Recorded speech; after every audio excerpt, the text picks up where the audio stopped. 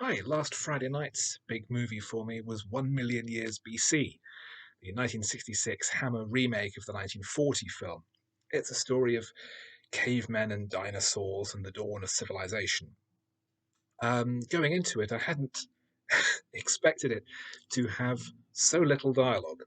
The film is basically not in English, aside from an introductory sequence showing the creation of the universe.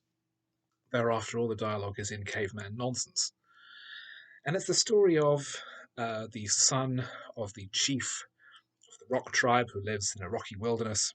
They're very primitive people. They leave their wounded to die to be eaten by the big monsters.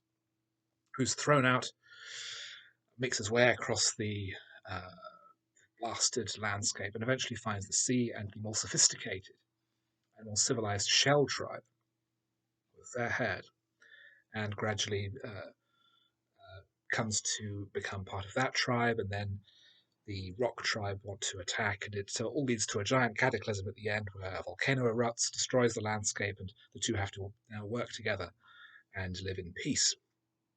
Um, it's it's a slender story.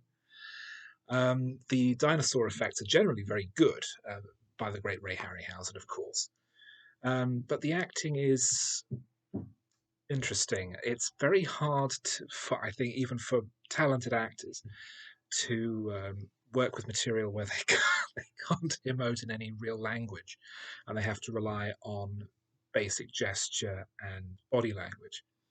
And John Richardson, who plays the lead, and Raquel Welch, the female lead, who became an icon with the fur bikini, they're not the best actors.